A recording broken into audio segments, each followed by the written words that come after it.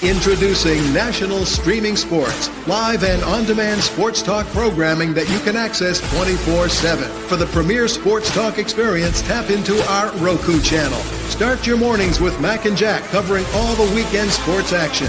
Then pour a cup and enjoy all the sports you can drink on the Coffee and Sports podcast. At midday, talk sports from east to west on the Coast to Coast podcast. Followed at night by some hot girl talk with Prim and Proper Sports featuring Sonja Pearson.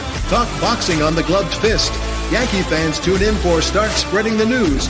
And there's more on the College Sports Huddle and Sports Scope with Robert Butler.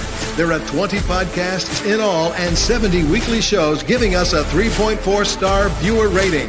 To find us on Roku TV, search for National Streaming Sports on the Roku search bar. Click on the logo and you're in. National Streaming Sports, live and on-demand sports talk for America.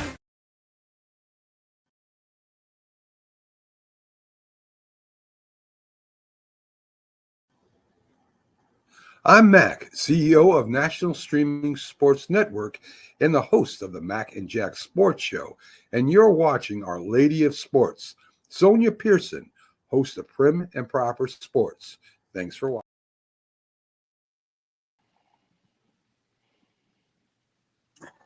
Hey, everybody. Welcome to another exciting episode of Friday Night with the Fellas. I'm your host, co-host, James J-Train Martin, and my man A-Train next to me. And, of course, the birthday girl. She'll be back momentarily. She'll be in about 5 minutes. Sonja Pearson, she'll be in. But this is Prim and Proper Sports, Friday Night with the Fellas. You can watch us on Roku. Download the app.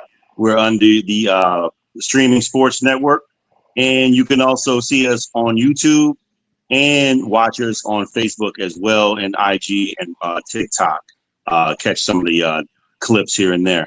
Man, we got a big night to talk about. It is Super Bowl weekend, and I am excited. I'm amped and jacked up. Hey, Train, how about you, man? First of all, how you doing? I'm doing well. I hope you are doing fine, J-Train. I am, I wouldn't say necessarily jacked up. I am interested in how this game is going to go. So I'll be watching with a very inquiring mind. I'm interested to see. I pretty much know how it will go, but I'm interested to see how this will play out. But it's the Super Bowl. Can't ask for more. Well, ladies and gentlemen, again, like and subscribe to Prim and Proper Sports. We're going to get into that later about the Super Bowl and who our pick is for the weekend. But we got some other news around here in sports. We're going to talk about maybe the football honors, who got the awards, the hardware, who took hardware home. And maybe we'll also talk about some of the trades, the big trades over the past weekend in the NBA and how that affects the teams going forward. But man, let's touch on the awards last night. I saw a few clips here and there, ESPN. I saw some communication regarding some of the voters who voted for the MVP. There seems to be a little bit of controversy between Josh Allen winning the award and over Lamar Jackson. Yeah. I'm gonna give you my take, and then I want to hear what you say. Look, okay. Josh Allen is deserving of the award. Let me put that out first and foremost. He played on a team that in the beginning that nobody thought was going to do anything. If it were me, I thought I picked the Jets to win that division in the AFC East. And then maybe Miami might have done something. I've heard that too as well. And then Josh Allen, superstar player, put these guys on his back. They lost Stephon Diggs. They lost a few other players here and there. They had James Cook. And you got a rookie in Keon Coleman. You don't know what you're getting there. And some of the big games that they played Kansas City, they played Detroit, and they beat those two teams. They gave Kansas City their only loss, and he had big moments, man. And so, look, the stats might not have been there in comparison to Lamar Jackson. But, look, again, I'm not mad at him winning the award. I just think that something needs to be done about the voting aspect because, to me, if you're first team All-Pro, which Lamar Jackson was, you should probably win the award as well. Because every statistical category that was there, he pretty much demolished everybody. Yeah. I mean, he had 900 rushing yards to go around, along with 4,000 yards, plus 41 TDs, and to 4 interceptions only.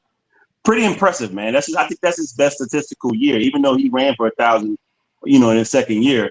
Second year, he beat big record. Yeah. But still, I mean, just incredible numbers, and I think he should have won that award. But again, I'm not mad at Josh Allen winning the award. I just think they need to do something a little bit better in regards to how they're voting about these things. And then also, not any votes for Saquon Barkley. I think that's a bit of a sham as well. That's kind of strange that a guy runs for 2,000 yards. Obviously, he gets Offensive Player of the Year, but doesn't get any votes for the MVP honors. And that's kind of weird because he clearly was probably the best player on that team with Philadelphia offensively. Yeah, he was. Going back to Lamar and Josh Allen, A-Train. I can say this. Yes, Lamar statistically was a tad bit better than Josh Allen. He threw for a few more yards. He rushed for a lot more. But you also got to look at it from a standpoint. You can't please everybody, right? I mean, if Lamar would have got voted in, you would have had your Josh Allen fanatics saying, no, he did much more with less. And I think that's what the committee was looking at. You said it, J-Train. You didn't even predict them to win, the AFC East. I didn't either. I thought with them losing Stephon Diggs, them trying to fill that gap, they were going to, kind of struggle in a sense. I still had them making the playoffs, but I didn't have them winning the East. I did have the Jets, unfortunately. I'm not a big Jets fan, but I had the Jets winning that. So when you take that in consideration, I would say that's the majority of us thought that. And Josh Allen did much more with less, made it an extra round. I just think, you gotta kind of say, like you said, you're not mad at it. I'm not mad at it. If Lamar would have got it, I wouldn't have been mad at it at all either. But I'm not mad that Josh Allen came away with that award, only because, in my opinion, just like you said, he did more with less. I do. I mean, you also got to take into consideration they threw Big King Henry back there for Lamar Jackson in the backfield. That offensive line is pretty good. You know what I'm saying? The receivers, I think talent-wise, I wouldn't say the offensive line is the best, but it's pretty good. But talent-wise, the receivers are there. Zay Flowers. He has Mark Andrews. It could have the pendulum could have swung either way. So with that being said, we do have to give a fair assessment and say, okay, I'll bow to Josh Allen getting an award over Lamar. But I don't think, in the future, I think those two are going to be doing it out for that MVP award because they're only going to get better. I just, it's just that's an individual award. I think we as a people, we cared about a little bit more from that standpoint than those guys. But I mean, they got to get over that hump. That's a huge hump to try to get over, J-Train. And there's Sonja, everybody. I want to rebuttal that in a moment, but before we do that, let's welcome our host, the proprietor of Prim Proper Sports, is the birthday girl, Sonja Pearson. Welcome back, Sonja. Welcome back.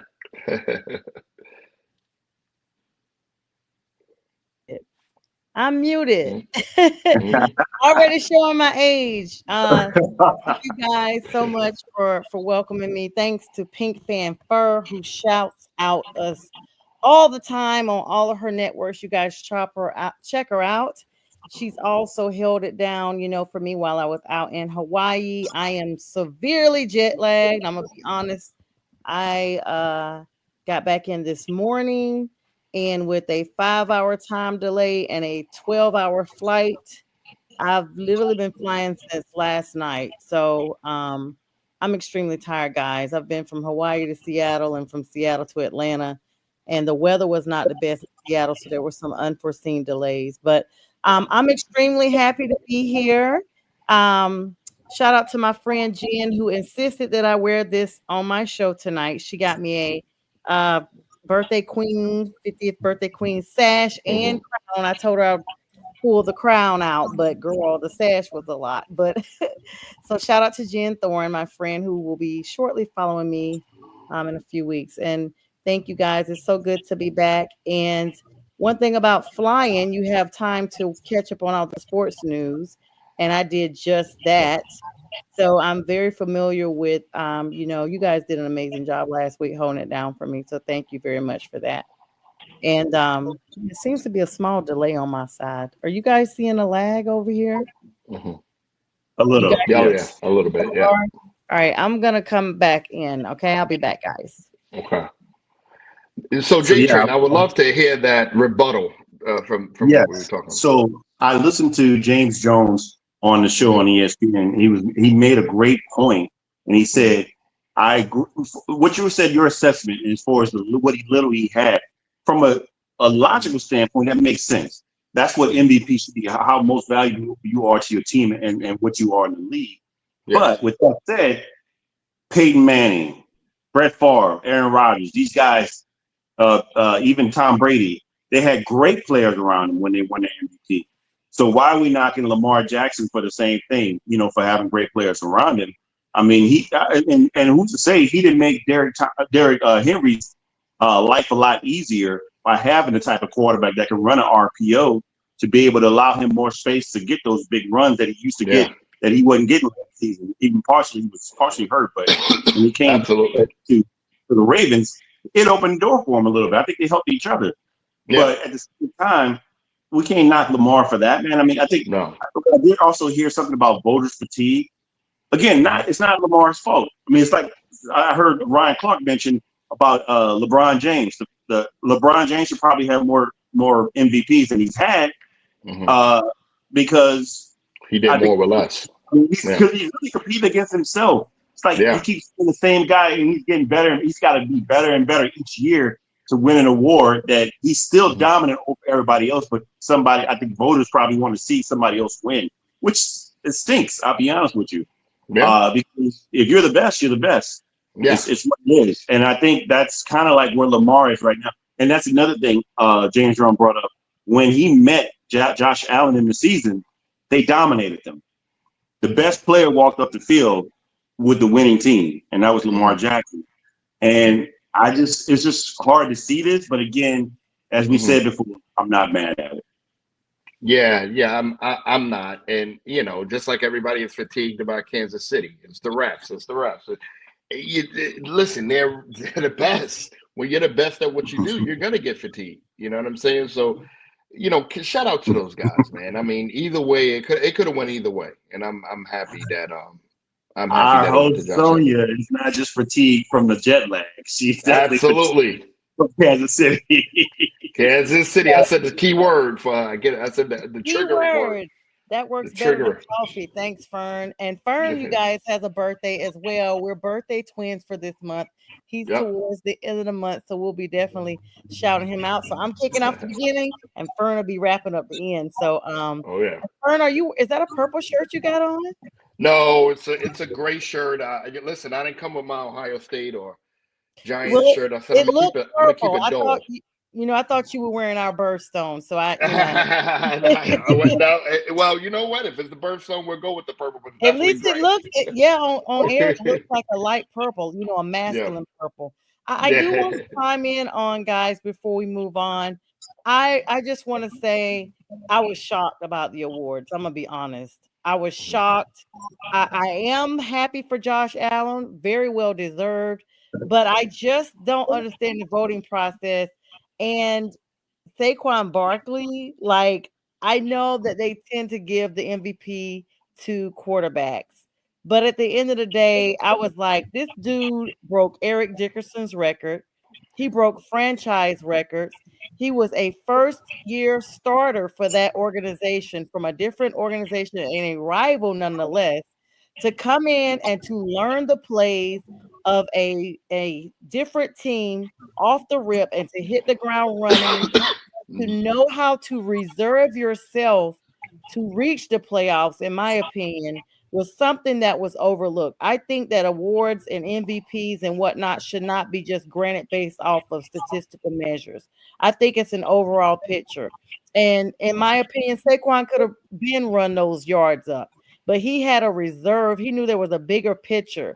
I remember speaking with Pags, the Philly sports guy, about that, and we talked about that. Like, hey, he could have been hit those last 200 yards. What's the holdup? And the holdup was, he's trying to make sure that the bigger picture is getting to the Super Bowl and winning.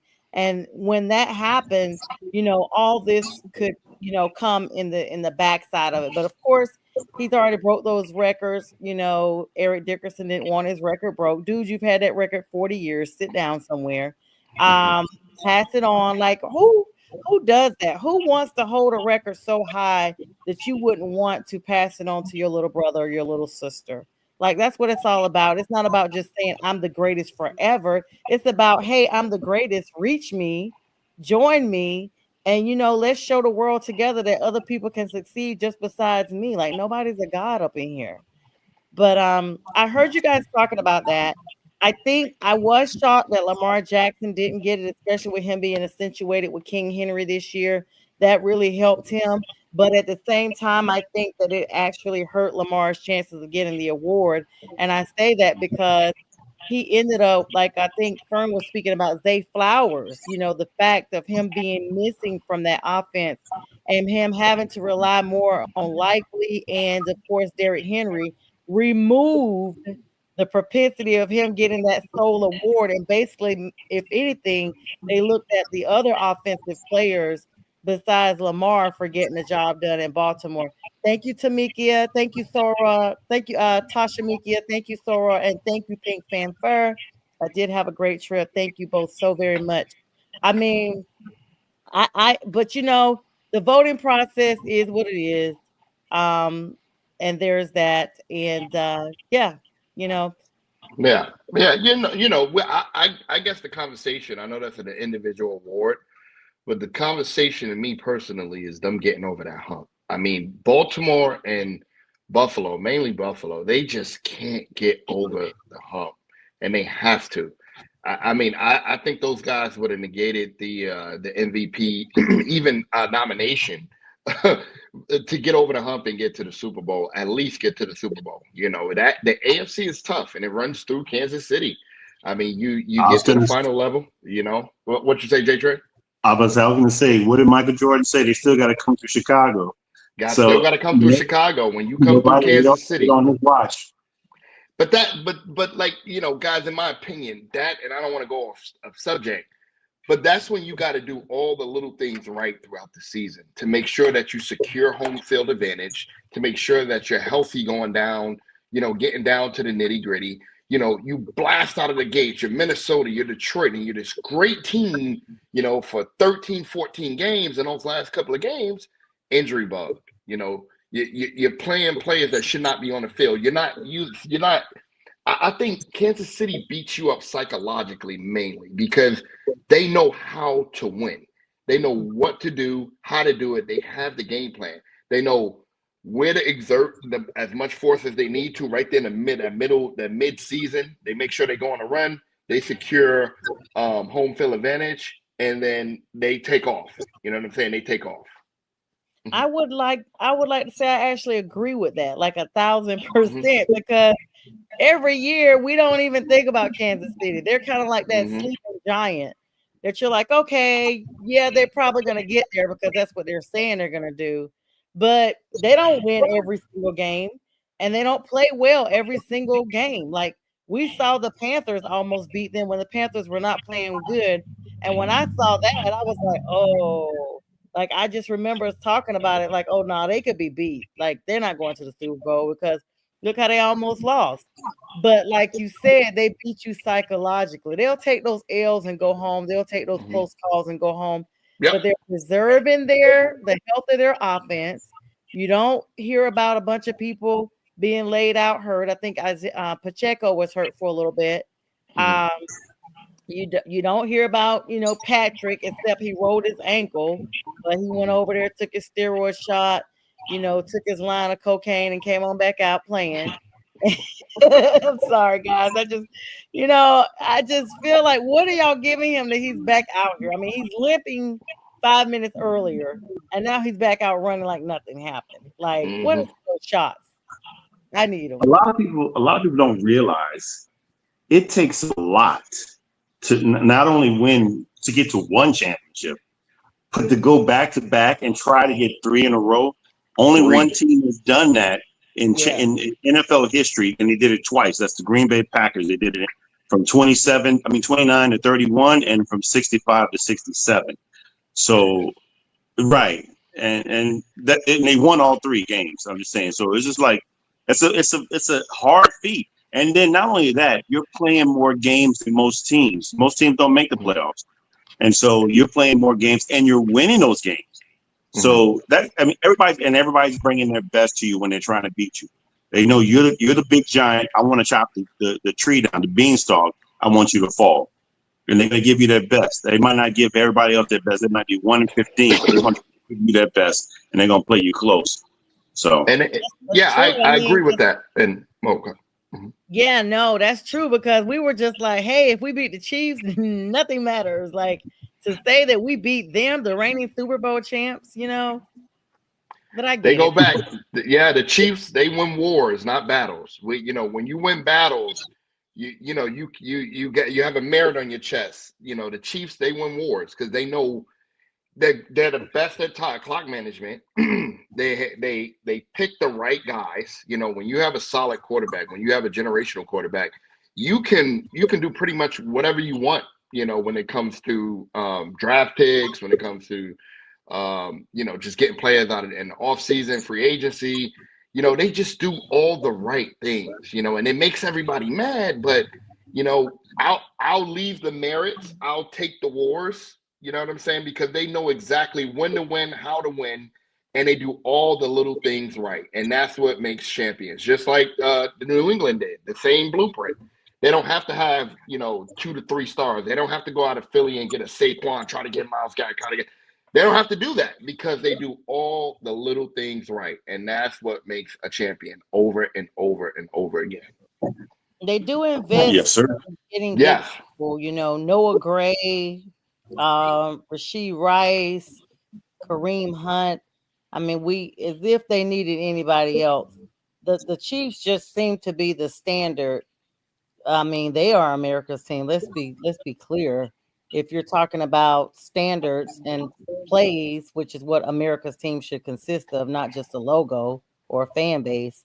I mean, these guys have set the standard of what it takes in the NFL. And even if they lose on Sunday, they got there. Like, they're number 2. Like, I know they say no one cares about number 2, but yeah, you do. If you're the runner-up for the Super Bowl, that means you're better than at least 30 other teams that are in the division, in the league. And so, Patrick Mahomes is just the icing on the cake out there. They every year, they are just stacked. And I mean, the Hollywood Brown, somebody that hadn't been talked about a whole lot. I mean, dude is just a beast. And even though, people are sick of Kansas, I'm one of them. Kansas City, I'm absolutely just sick of them. I don't even know the word to describe. I just, no one likes a winner. But then you have to think about it. If it was your team and winning, wouldn't you be kind of cocky? Wouldn't you be excited, that they're there? And the answer is absolutely. They earned that right. Yeah. Somebody brought up, it's when somebody brings up your team and how you behave when your team was at the top, and all of y'all on here have rings but me. So you know how it was to be a fan of your organization when you got a ring. I was close, okay? So let's be clear. When Cam was going around dabbing and people were complaining, I was like, nah, let him dab. I'm dabbing with him. Well, that same behavior now, I consider it off-putting by the Chiefs, who are not even doing that much celebratory stuff. The only thing they're doing is showing flags for Taylor Swift. They're not doing, no hand gestures and grittying like Justin Jefferson. They don't have all that going on. But they do have a way of playing, not only that is getting the wins, but it's protecting them from injuries. So they're getting safe wins so that they can protect their investment for the long haul. I do want to ask you, J-Train, I kind of already know your thoughts, but Fern, because I could just read your face. I can read your facial expression about what I'm about to ask next. It's like you already have your game face on for the Chiefs. Oh, like, no, I'm trying to hear because my earbuds is like I'm like concentrating, but you good. Okay, good. yeah, no, your face though already, like, even though you may not say what I think you're gonna say, your face already says it, because I mean, in my opinion, I think you're just going against the Eagles because they're your rival and they got Saquon. And so I feel like that's why you're probably going to go. You know, I would too. I would too. I would be like, if it was the Falcons, I'd be like, yeah, if they win, good luck to them. But they probably ain't going to win because the other team got this, that, and the third. So I just want to ask you, as a non-NFC East fan, do the Eagles have a chance? And before you get to that question, is there any truth or validity to this Chiefs and Rev situation? Yeah. Hold on once. Let me get my earbuds. I've been trying to concentrate to listen. I need to get some new earbuds. But anyway, is there? I'll start off with any truth. You said any truth or validity to the Chiefs and the refs, correct? Yes, no, there's not. Listen, every team that is known to, I know J-Train, I see that smile. I said every team that are pretty much every team that is considered winners, you know, they've been there multiple times. That people are tired of them. You know, they do all the little things right. They're gonna get the calls, and maybe those calls are not recognized, right? If it was their first time, maybe we don't give those calls, you know, the recognition that, or we don't shine the light on them like we normally do if it was their first time getting there, right? You know, I think psychologically, our mind towards, we focus on those things because like they're always there, you know, they always get the breaks, you know, they always get the good calls. We miss out on the facts of all the mistakes that the other team made, you know, down the line, which, you know, that cost them the game, you know, and clock management, missed field goals. We miss out on those things. And we focus on that one bad call, right? The Chiefs got this. No, it's the little things that make a difference. So no, I don't believe in that. And to Philly, the Eagles, you know, again, they're my biggest rival. I don't like Philly. They know that. I know that. But do they have a chance? Absolutely, they have a chance. I just don't think they're going to be able to play 4 quarters against Kansas City and come out victors. You know, they are, again, Kansas City will wear you down. They will give you a facade of making you feel comfortable while you're up, and then they'll just start chopping wood fourth quarter, midway in the fourth quarter, 2 minutes left, they start chopping wood. So Philly's going to have to, again, like every other team, they're going to have to play all 4 quarters. And if they mess up and they make those, they make those little mistakes down the line that's going to cost them, then they're going to be in trouble. J-Train. Regarding the chefs and the refs, look, the element of human nature is always a possibility. I'm not saying that it's happening. I'm not saying that it's the case, but it's always a possibility. The optics don't lie. When you see the eyes, the eye test, when you're watching and seeing what happened, when you see Patrick Mahomes go down and the guy clearly don't really even touch him, and they throw the flag, and they're down a 12-13. We're talking about Houston against the Kansas City Chiefs. And they go down and score. That continued to play on a 3rd down play. That continued a drive, and they scored the 2 times that happened, and they got 10 points out of it. I'm not saying that Houston not supposed to continue to play, but that could be deflating. That could be totally deflating when you like, how do we win? You know, I'm like, we're playing the best. I mean, we're giving our best against a team that's supposedly the Super Bowl champions, and they're trying to get to the Super Bowl, but we're trying to get there too. But they seem to have a little bit of an advantage with some help. I'm supposed to be playing football against you, not you and a yellow flag that just mysteriously pops up out of nowhere. Now, in regards to the Eagles, I think the Eagles have a great chance to win. As a matter of fact, I picked them to win at the beginning of the season. I'm just going to go ahead and put that out there. I picked them to win. I picked both Kansas City and the Eagles to make the Super Bowl, but I also picked the Eagles to win when I heard that Saquon got picked up by the Eagles. I was like, okay, that's going to make the difference. And so far, he's panned out. When I say panned out, he got 2,000 yards in the regular season, but my man had 200 yards in one of the games he had, and 150 in another game. And Kansas City's giving up 100 yards a game. Why can't they give him 100 yards or 150 or 200? He's gonna break one, A-Train. I'm calling it right here. He's gonna break a 60 or 70-yard touchdown. I can see that. They're gonna let Saquon eat, and Saquon is gonna eat. But what else are they gonna take? But they gotta stop the guys on the end too. They do, and I'll be honest with you. What is Spags gonna? What is he gonna dial up to make the difference in that game? Could he afford to let Saquon get his? Can he? And say, okay, I'm going to take this element away. I may take this element away. He can pick and choose how he want to structure that defense and what he's going to tolerate versus what he's not going to tolerate. That's going to be the interesting part. I'm not saying that Philly is not going to run away with it. They're not going to win the game, but I'm interested to see how the changes and I want to see the different schematics that Spagnuolo is going to come up with. That's going to make a true difference. Spags is a great coach, great defensive coordinator. Awesome. One of the best. You got to also think he's going up against a great offensive line, probably the best offensive line that he's probably going to face all year. And he's also going up against a guy that he's seen before, Saquon Barkley. He's also going up against two wide receivers and a quarterback that can run himself, RPO. And let's flip it over. What about Philadelphia's defense? What about Jalen Carter? What about Jordan Davis? What about those guys, all those Georgia players that are there? And what about the two rookie cornerbacks that were up for Rookie of the Year that gonna go up against these wide receivers that we're talking about? That ball gonna be out of his hands.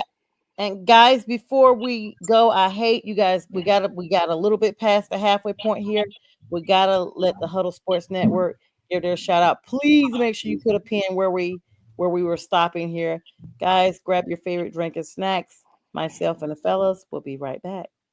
This is a Huddle Sports Network broadcast. You can find us on Roku TV, Amazon Fire TV, Facebook, and of course YouTube. Get all your NFL news here first.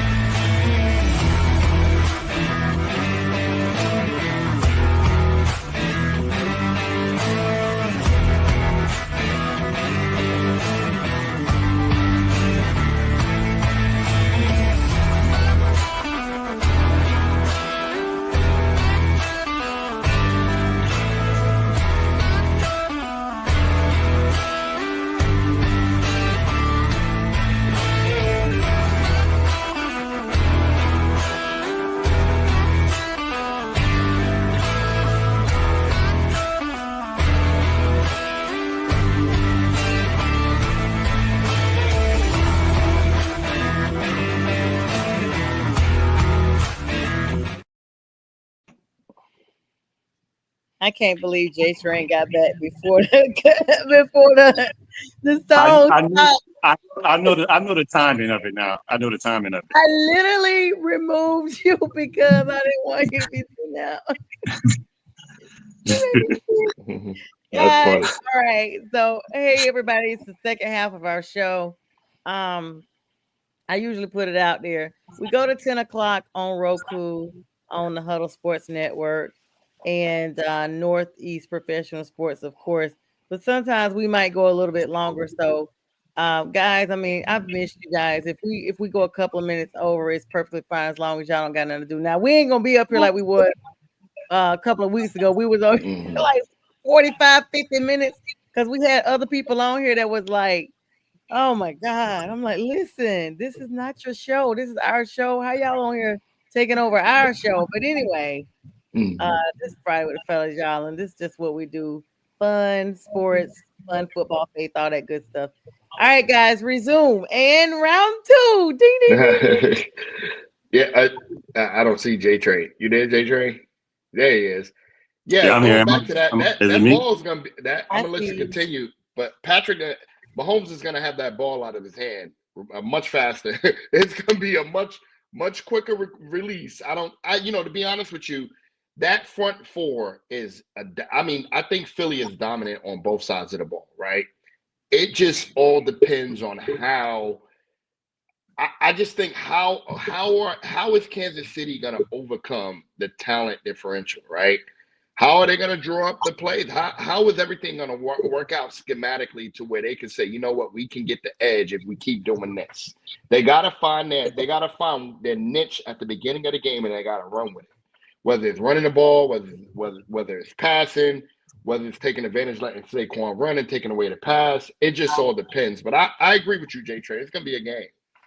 I mean, The matchup. I'm sorry. Go ahead, Chris. So, go ahead. No, I just want to tell y'all real quick. As much as I want to be like they cheat, just like J-Train says, and those calls can be devastating. There are horrible calls. Y'all know that we are facts and stats over here first. I mean, we do express our opinions, and so with that being said, I was wrong. Apparently, over the last 2 seasons, at least.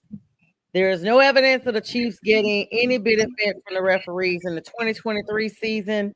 The difference between the Chiefs and their opponents' penalties was negative 241, the second lowest in the league.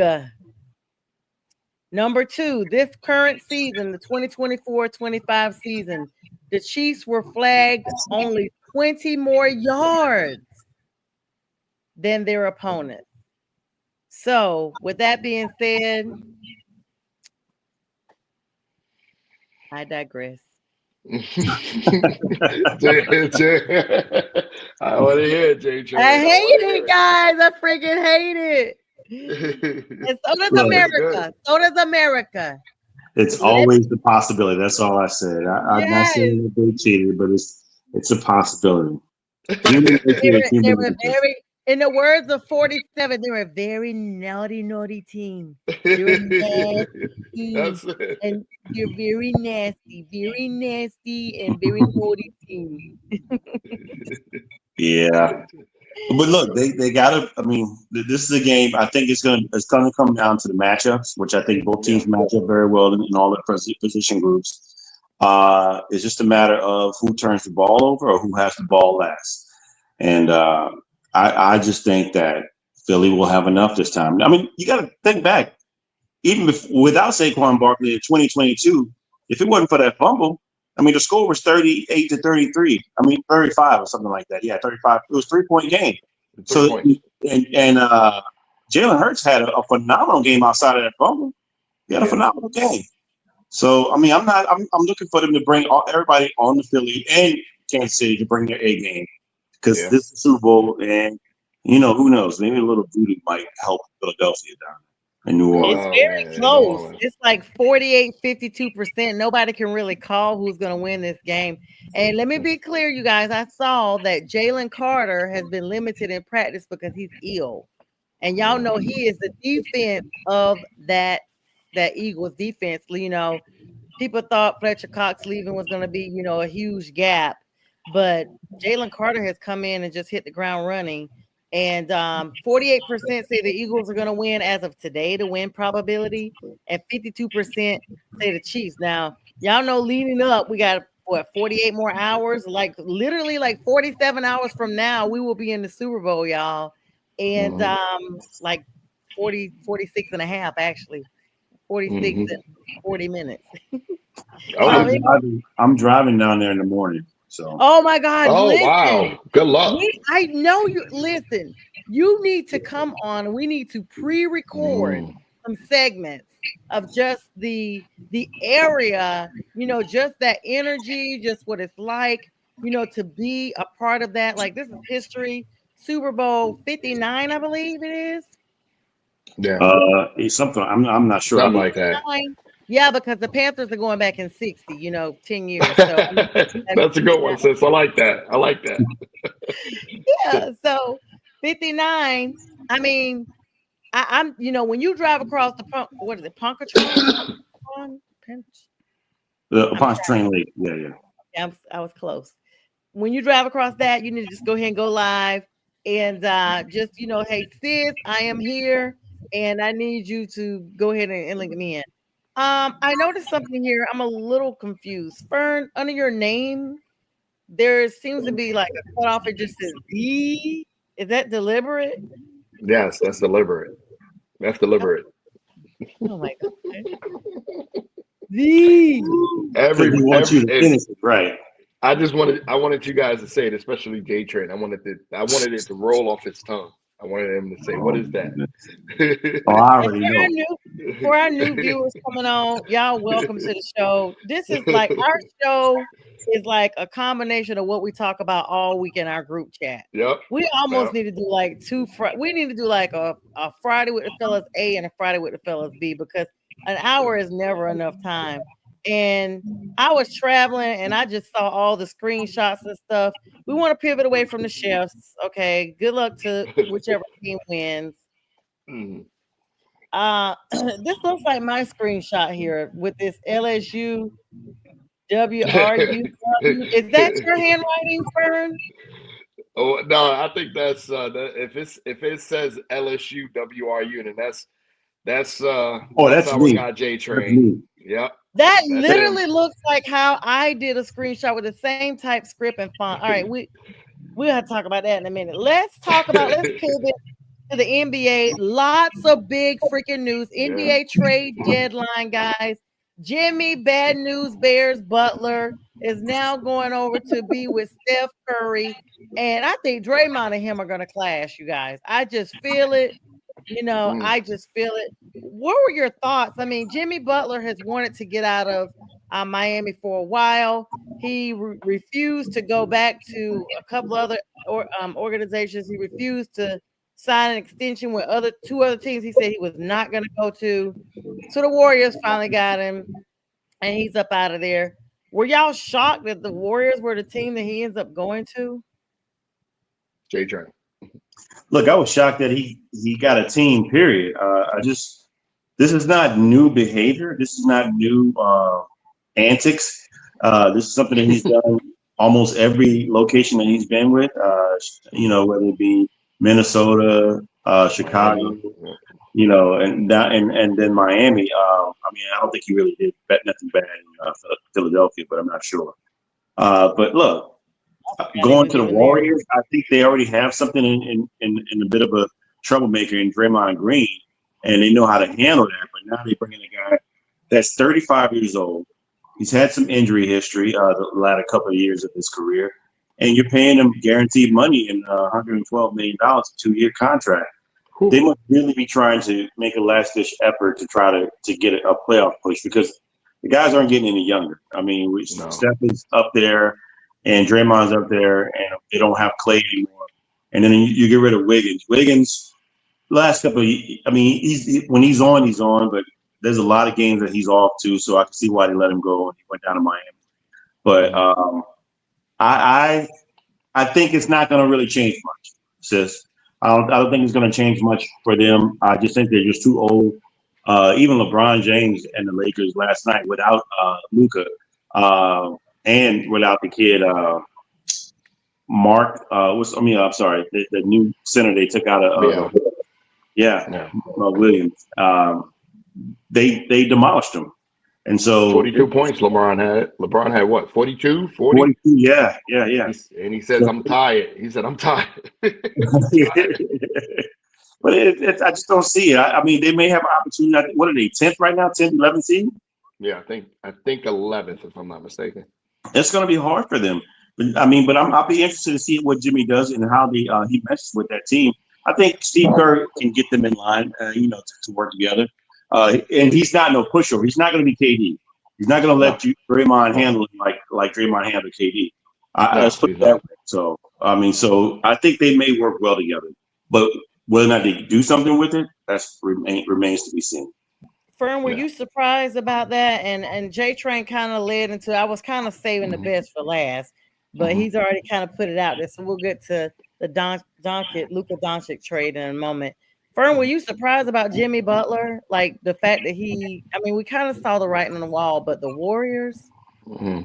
Yeah, I heard rumblings about it maybe a couple of weeks ago, and I think Jimmy turned it down, or it wasn't enough money, or he was just being Jimmy Butler, being a fool, but being a queen. Let me give him my crown. Here you go, Jimmy. Here you go, Jimmy.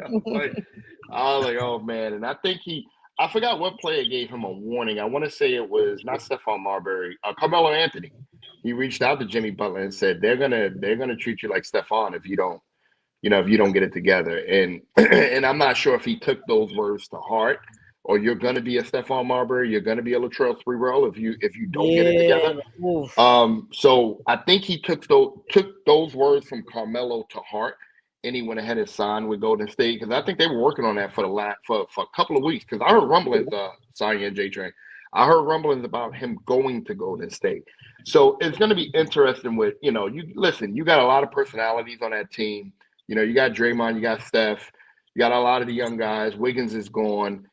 I'm interested to see at their age now how Steve Kerr is going to be able to manage that team. I mean, you're talking to 35, 36-year-olds who, they won what, three championships? Was it 3 or 4? 4. They got 4. So, it's not much that Steve can say to them. I just want to see how Jimmy mixes in with that. I say it like this. I think Stephen A. said it best. Stephen A. Smith said it's a ploy to sell more tickets. They need viewership. So it's definitely that. Yeah. And also, you mentioned A-Train that Carmelo mentioned something too, but KG had a passionate speech about that, and how his antics are going to what takes away guaranteed money from all the players in the future. Yep. Man, that's stupid. That's tough, J-Train. That's right. I want to pivot back one quick second, guys. Speaking about endorsements and stuff, we failed to also recognize that Josh Allen, in getting the MVP, gets a $1.5 million bonus for him being the MVP. So he, coins all around for him. He'll probably donate some of that money to his grandmother's franchise. She has an organization that Bill's Mafia got behind years ago, and that just really I don't think I was on when you guys first started talking about that. So I want to make sure, just for a quick second, for our audience, not just the title. Josh gets a lot. I do want to talk about this NBA, but I also want to talk about these pro hall football nods that were given and who were not given. If we got a little bit of time to do that. Because that's interesting. I'm sorry to make y'all pivot back, but it just dawned on me, like, hold on, we ain't talking about the Manning. Wait a minute. So real quick, you guys led up to it, J-Train. The biggest news, of course, was Luka Doncic for Anthony Davis, Mr. Eyebrows himself, Mr. Burt, from Sesame Street. The Mavs, they shipped out Luka. I was floored. LeBron and a whole bunch of other people said they thought it was a hoax. Like, they literally thought, AI be doing a lot these days. And AD even seemed like he was shocked, Now they're going to mess up his, bromanship with LeBron. That's his bro. He couldn't do a press conference with, they're Barney and Betty Rubble. They're Batman and Robin. The overall goal was they won a championship together, and Anthony Davis stated that in his goodbye letter to LA. So they accomplished what they wanted to accomplish when they first got together, and LeBron pulled them away from the Lakers, pulled them away from the Pelicans. Right. I did that for J-Train. No, the Lakers pulled them away from that. They did. And I think his time was up in LA. I mean, I don't think those guys, you can look in their eyes, they probably didn't have as close of a relationship as they normally had. You can look in their eyes and say, pause. But you could tell that, I don't know. I don't think they were still on the same, I don't think they were still on the same time. It was time to move on. LeBron is at the end of his tenure. AD has maybe a few more years to go. So their objectives now are a little bit different. AD's probably wanting to get one more.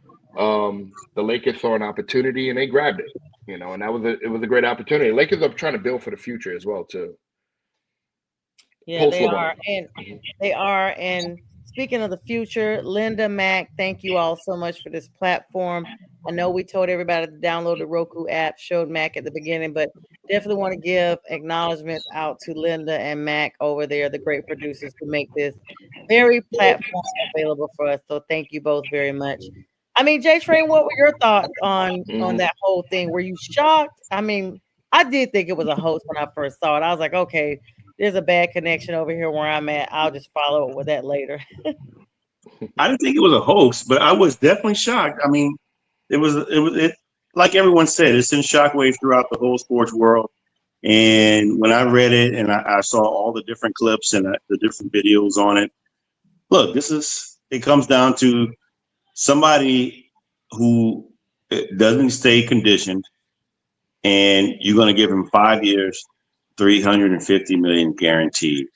And you're going to give him that much money. If you're not conditioned and having the will to put the drive in before you have that money, can you only imagine what it's going to be like once he has that signed, sealed, delivered contract? Man, I'm coming out to sit on the bench with a beer in my hand. I'm about to go play. Like you on. I'm about to go play. You can't fire me. I don't have to do anything. I mean, it's guaranteed. The money, I'm going out there. Look, I get hurt. Oh, you know what? I'm gonna go sit down and look at my bank account. It's like, and I'll let you know when I'm back. I mean, I'm not saying you should do that. I'm just saying if he don't have the motivation before it, what's going to motivate him to change and do? I like at work, I try to tell young people, I said, look, they come here, while I work at an eye place, and a lot of people come in, they're young people straight out of college, science degrees, and they want to go on to bigger and better things once they leave there after about 1 to 2 years. But I have to tell them, I said, before you get to that position, this is your job here. And you need to bring excellence. You need to bring hard work here first, because you're not going to just bring it when you get there. I mean, if you want to get to that spot, take what you have with you from this position and bring it there. So I don't understand specifically, unless he gets with LeBron, and LeBron, he puts $1.5 billion, $2 million on his conditioning, and he's 40 years old. Maybe, and if that's the guy he looks up to, maybe in this position, he's going to look at him and say, you know what? I do need help. This is humbling because I lost money. I can't get that 100 million, and I need help. So LeBron, I'm pretty sure he likes him. That's his favorite player. So I think the marriage should work there. Pause. I think the relationship should work there. It should be a good relationship for them for 1 or 2 years, and I think that's the future. He's the future if he can take what LeBron, just a small inkling from LeBron, what LeBron has had his whole career. Forget just the championships, but the dedication to hard work ethic. If he takes that and puts it into his body, I think he has a bright future without injury. Because I think a lot of those injuries came from the poor condition. And the flip side. Hey, sis, I wanted to. Oh, sorry. Mm-hmm. No, I just wanted to interject real quick, sis, and I wanted to say this to J-Train, not to cut anybody off. What was the overall goal of bringing Luka to the Lakers? I think it's what we've been talking about, and what the NBA has been talking about over the last year or so. Viewership is down. Mm-hmm. Listen, they give Luka a ton of money. They could say, here, you can have that. You go eat your pizza pies and your wings and sit down and have a good time. Let's go ahead and get some butts in seats, and let's get our viewership up, because it was down, and it was down tremendously. So they're trying to regain that. And then at that point, once they regain that viewership, then they can start working the kinks out of the sense. Sorry to cut you off, sis. You're fine. I mean, no, and let's be clear, Fern and J-Train, we talk. It's no cut off at all. You don't even have to say excuse me unless unless it's like I just feel like I was gonna lean towards that. Like, what is the purpose of bringing him there? And more importantly, Anthony Davis now is a Mav for what? Like, what is that about? What, seriously, like, was he underperforming as a Laker? No, they just had to make a swap. One thing, look, they tried. They didn't just try with the Lakers. They tried with a couple of other teams. But I think the best fit for them was to take a player. I think they want to trade for a superstar in a situation where they don't have to put somebody under that apron. So they would have to be under the second apron. And this collective bargaining agreement is just really like crappy right now, because I think Boston maybe has one more year with where they are right now, what they're paying their few players, before they have to break that up. Because they both were making 300, I think, and one guy's making like 100. Oh man, they're in the second apron for sure. They got one good year this year here. They got to make it count, because they got to start breaking that up. because you can't pay nobody else. Certain teams are just superstar status. Like the Lakers, they're just a lifetime superstar status. You know, you just the Lakers are like a standalone team in so many rights. I mean, from our parents' time, you know, maybe even our grandparents' time, and they tend to continue. You know, the Heat is another one, but the Lakers just have that kind of old school and new school feel that they just, you know, they're constantly rejuvenating their franchise so that it's, you know, fitting for modern times, and that, you know, they can recruit fresh new interest in what they have going on. Just like Fern was saying, it's about getting the interest up. You know, Bert, we were sick of seeing you. You know, you sitting up there with sunglasses on beside of LeBron at every press conference, stroking him down for whatever he got to say, amen him and everything, like you choir. We need you to do better on the boards. So we're gonna go ahead and get rid of you and your Hollywood sunglasses, and you can take that on over to Dallas and be over there with the 1-star rating Cowboys. Well, look, if he stays healthy, I'm not going to be surprised if Dallas don't make sense. They have a really good team, and I think he's going to bring more defense than what they had there. Yep. And so that's what you need. You got three big men there, 3 to 4 big men there defensively in the playoffs. They have an opportunity, sis. I think they really have an opportunity. He's got to stay healthy, though. That's a big if. Gotta stay healthy. Yeah, that's what I was saying. They got to the playoffs before everybody thought, you know, they had it going. What was it, last season before last? This may be their missing piece for that. Additionally, De'Aaron Fox dealt to San Antonio. This was a shock for me. Zach LaVine going to Sacramento to the Kings. I didn't see that one coming. I'm gonna be honest. Between that one and the Luka Doncic change for Lakers and the Mavs, I was actually floored, y'all.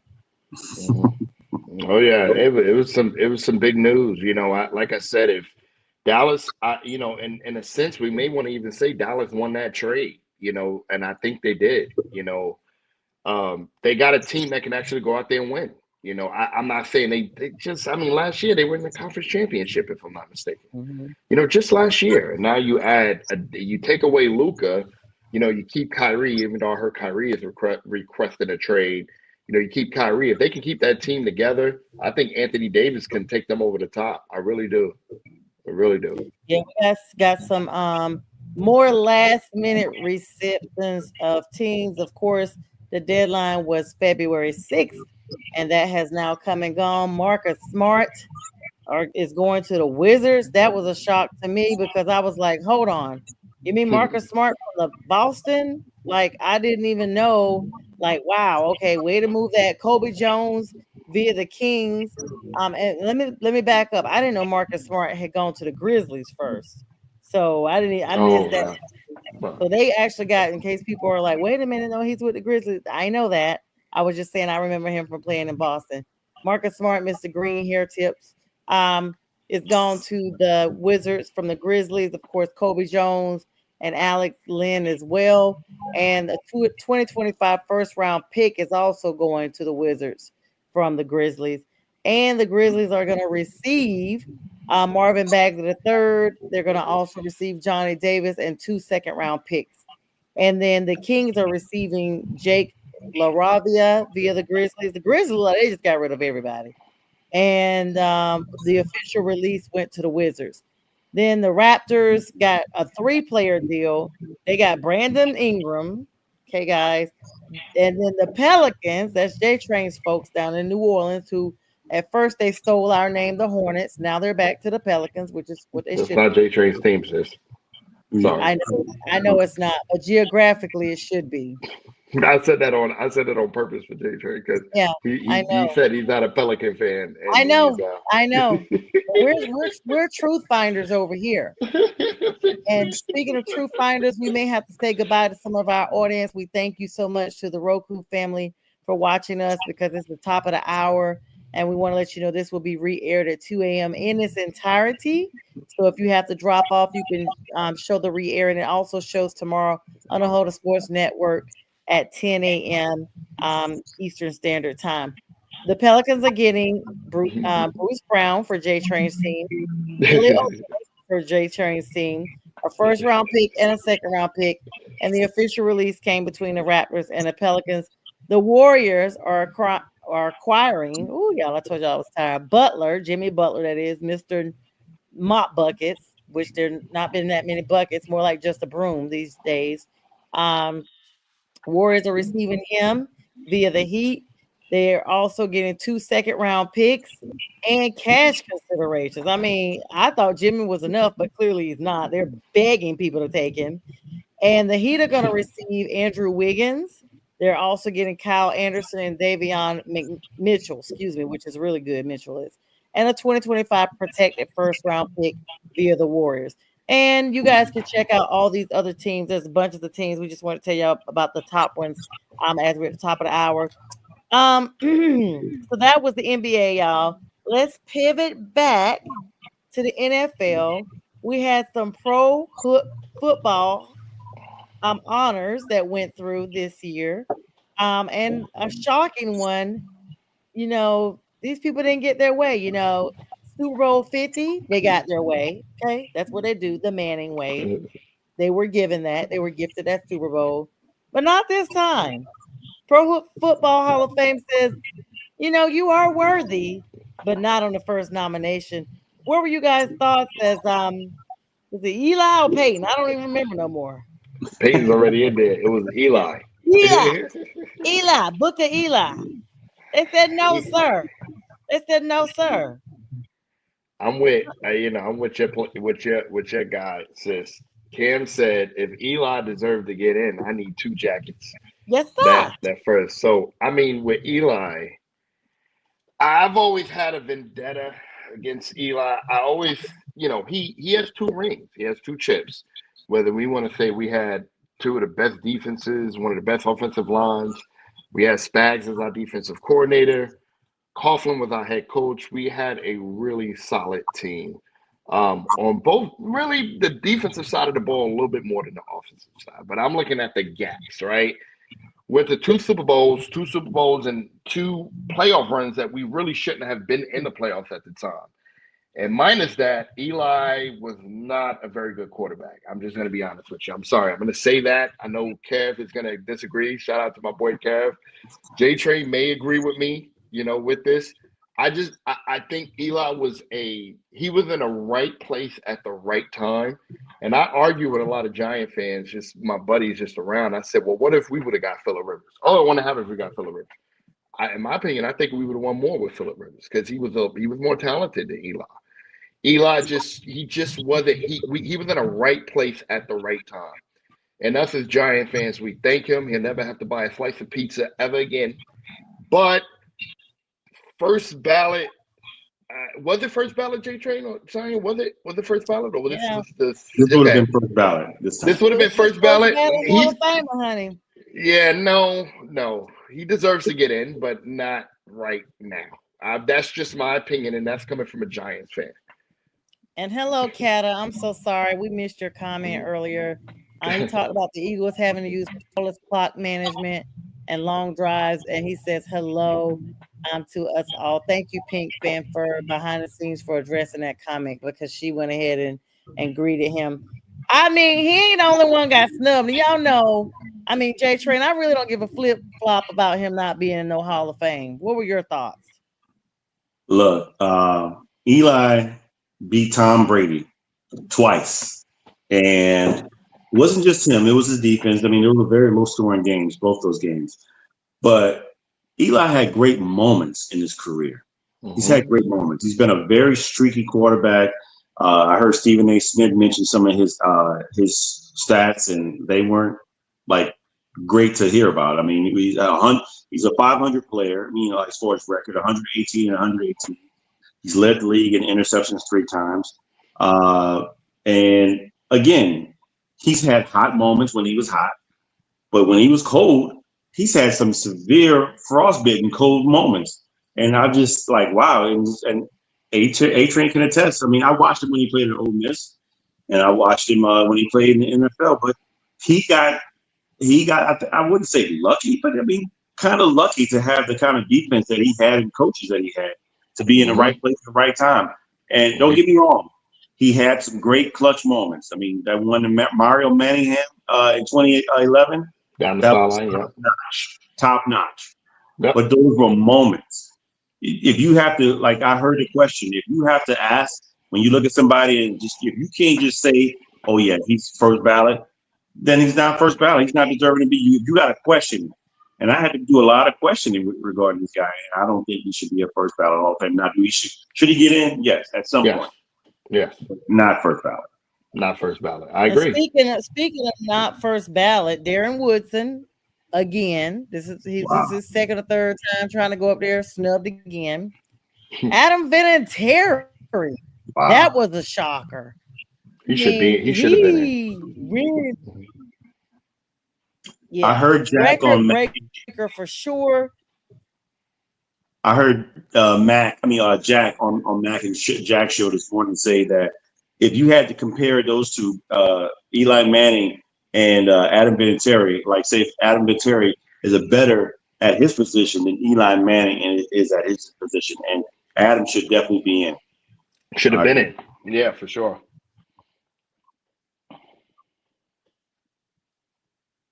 Should have definitely been in. I agree with Adam Vinatieri. I'm not going to take you. Listen, Eli's my guy. The 4 I appreciate players it. named to the 2025 Hall of Fame class. I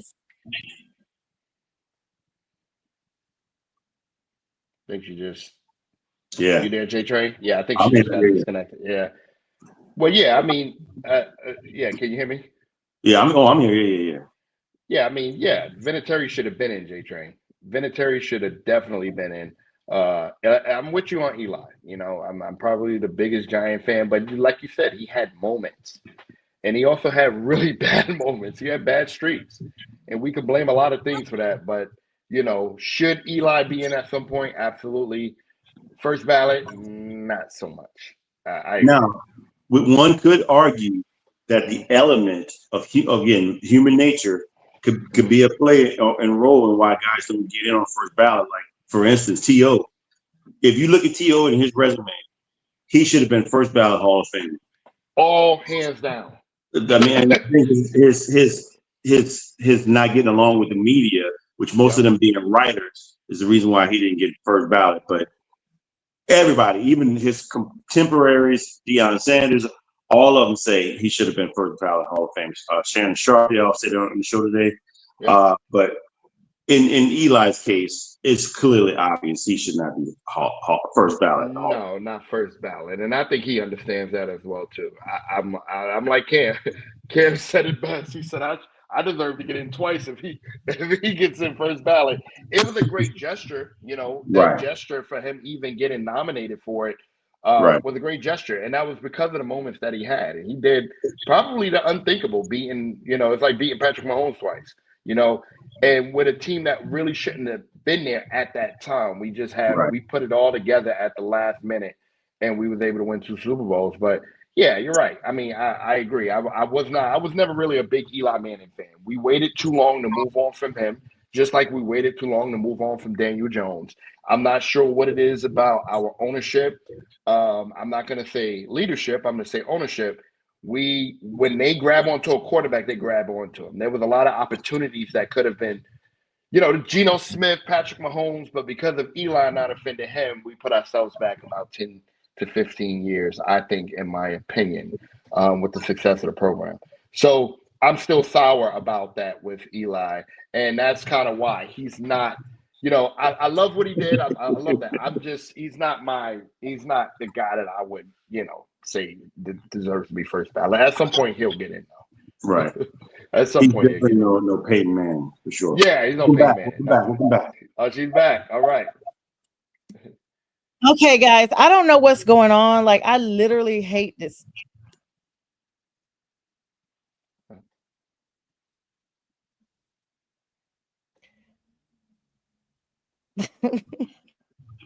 You good? You there?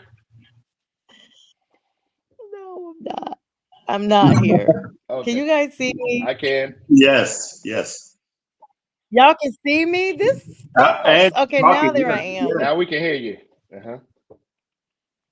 Okay, so I'm sorry, guys. I'm getting ready. I'm getting ready to log in another way. I'll be back. Okay.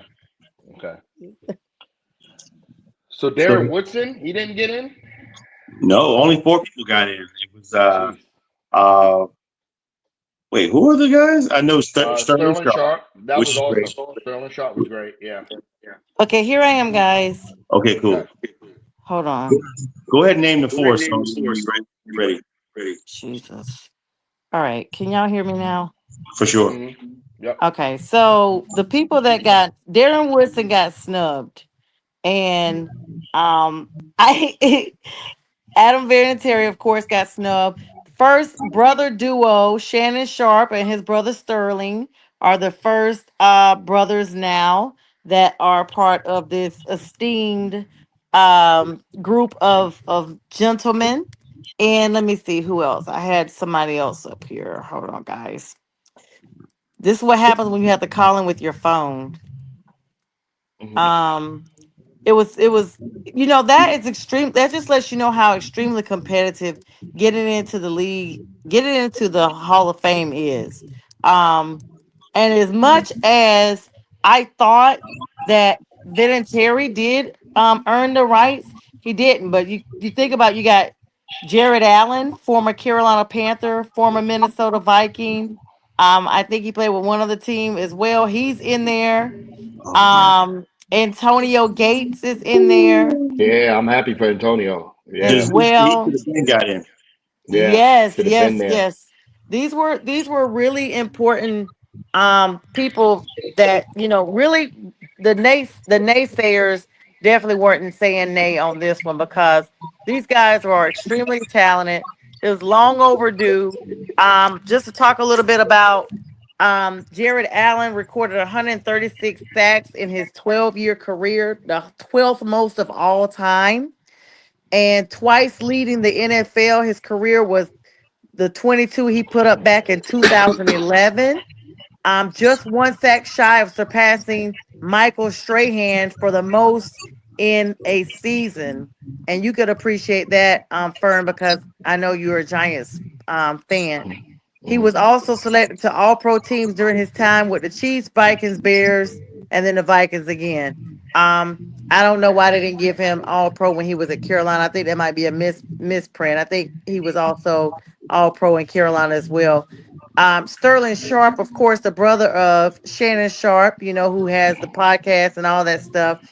As a Green Bay Packer, just amazing, amazing, amazing stats that he had. And they've now composed the first brother duo. He only played 7 seasons in the NFL, but he definitely made the most of it because his entire career was with the Packers. He was named to 5 Pro Bowls and was all pro 3 times. 3 times he led the Mm. NFL in receptions, and twice he led the entire NFL in touchdowns, including in his final season when he racked up 18 tutties. His seasons, 5 seasons, he recorded over 1,100 yards, and he put up 595 catches for 8,134 yards and 65 touchdowns total. Congratulations to Sterling Sharp. Antonio Gates, one of the greatest tight ends there ever was, stepping into this era, making the position what it is today. 116 touchdowns. Look at that, Travis Kelsey. Are the most ever by a tight end with 955 receptions, 11,841 receiving yards, are the fourth most in a tight end position in the NFL. He spent his entire 16-year career with the San Diego Chargers, and he made 8 consecutive Pro Bowls and will go to Canton after just missing out one last year. So he was snubbed last year for his first ballot, but they got him in here his second ballot. Those gold jackets are definitely a coveted thing. I'm trying to make sure we get the other 2 people that were in here before we hop off. But what were y'all's thoughts about are you guys, I know we talked about those snubs. Those who actually got in, were you guys in agreement, that it was long overdue or what have you? I don't have a problem with the guys that got in. I think Jared Allen should have been in too as well. I mean, to have 136 sacks in 12 seasons, that's a lot. He should have been, and he's actually led the league, and he's been on a couple of teams with the Vikings when they were actually really good. And so, and a big reason was him, and he played for the Chiefs too. I think he really should have been in a long time ago, but I'm glad he's in. And he's, for those of you that don't know, he's the guy that did the lasso celebration when he sacked the player. He did. With the mullet, yes. But also Antonio Gates, he should have been first ballot. He's the guy that didn't even play tight end in college. He was a basketball player. So I mean, and he flipped it around and made a whole different 180 Hall of Fame career as a tight end that played with the likes of LaDainian Tomlinson and Phillip Rivers. Man, I mean, another team. That's a story for another day. That probably should have won a Super Bowl at some point. That's a story for another day, right there. Wow. Yeah. But yes, sis, who else? Who was the other two people that made it? It was only 4. It was Sterling, Jared, Antonio, and who was the first person we said?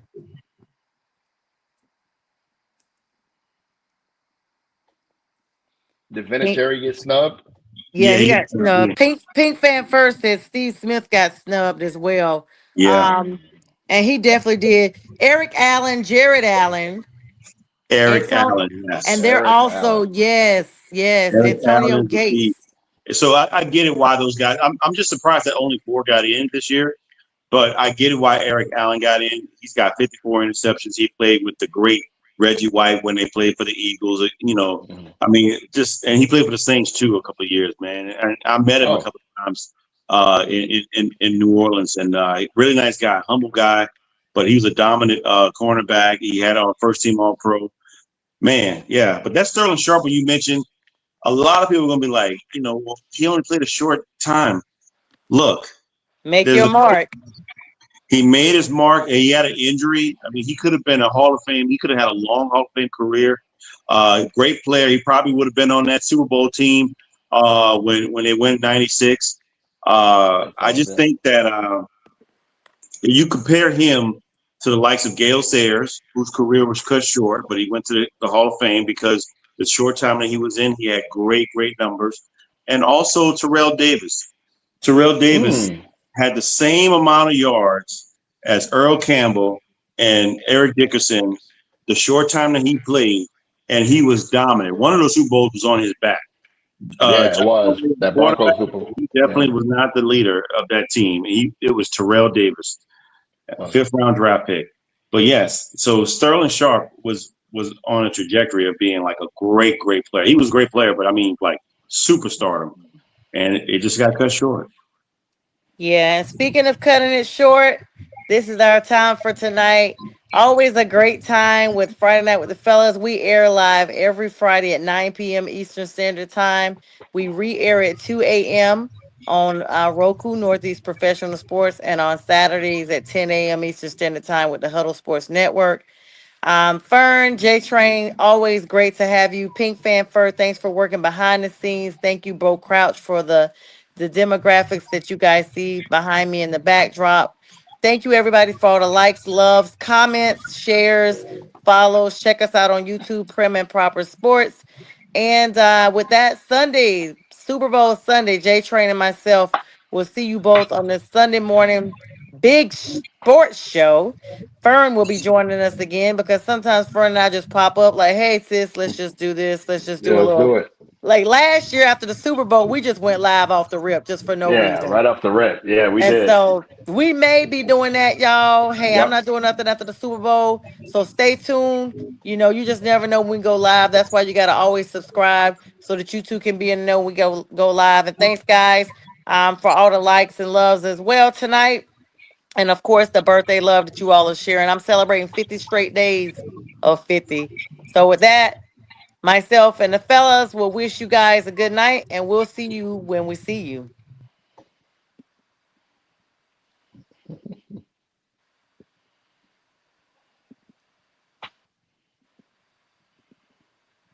This is a Huddle Sports Network broadcast. You can find us on Roku TV, Amazon Fire TV, Facebook, and of course YouTube. Get all your NFL news here first.